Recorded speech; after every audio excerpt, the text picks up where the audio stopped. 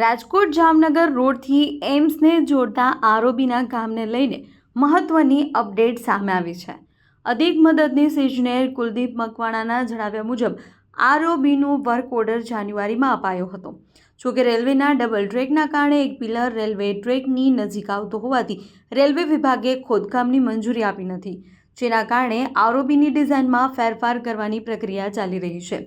રેલવેની મંજૂરી બાદ નવી ડિઝાઇન માર્ગ અને મકાન વિભાગને મોકલાશે અને અંદાજે 1.5 થી 2 મહિનામાં કામગીરી ફરી શરૂ થવાની શક્યતા છે. હાલ 900 મીટરના આ રસ્તે વેટ મિક્સ નાખી ટ્રાફિક ચાલુ રાખવા મરામત કરવામાં આવી છે. રાજકોટ જામનગર રોડથી એમ્સને જોડતો એમ્સ એપ્રોચ રોડ, જેમાં હાલ જામનગર રોડથી એમ્સ ચોકડી સુધીનો આરઓબી રેલવે ઓવરબ્રિજ મંજૂર થયેલ છે, જેનો વર્ક ઓર્ડર જાન્યુઆરીમાં કડથિયા એન્જિનિયરિંગને આપેલો છે. સદરુ સ્થળ ઉપર જે તે સમયે એસ્ટિમેટ બનેલું ત્યારે રેલવેનો એક ટ્રેક હયાત હતો. હાલ રેલવેના ડબલ ટ્રેક થયેલા હોવાથી રેલવે વિભાગનો જે RP4 નંબરનો પિલર હતો તે રેલવે ટ્રેકથી ખૂબ જ નજીક હોવાથી રેલવે વિભાગ દ્વારા સદરુ ખોદાણ કરવાની ના પાડેલ હોય, જેથી આરઓબીની ડિઝાઇન ફેરફાર કરવા માટે હાલ રેલવે વિભાગમાં મંજૂરી હેઠળ છે.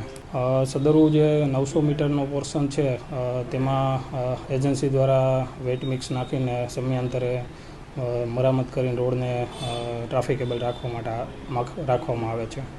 હાલ આરઓબીનો ડિઝાઇન ચેન્જ માટે જીએડી રેલવે વિભાગમાં મંજૂરી હેઠળ છે. રેલવે વિભાગમાંથી મંજૂરી મળ્યાથી માર્ગ અને મકાન વિભાગ માટે ગાંધીનગર મોકલવામાં આવશે. હાલ આરઓબીનું કામ ચાલુ થશે એટલે માધાપર ચોકડીએ થઈને એમ્સ રોડ ઉપરથી એમ્સ હોસ્પિટલ જવા માટેનો રોડ વૈકલ્પિક રૂટ તરીકે રાખવામાં આવશે. એજન્સી દ્વારા હાલ જંગલ કટિંગ કરીને રેલવેનો એક પિયરનું ખોદાણ કામ ચાલુ કરવામાં આવેલ.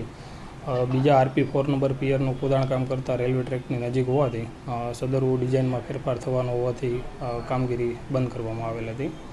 હાલ એ ડિઝાઇન ફેરફારની મંજૂરી હેઠળ છે. 1.5 થી 2 મહિનામાં આસપાસ સદરુ મંજૂરી મળીએ ડિઝાઇન થઈએ કામગીરી શરૂ કરવામાં આવશે.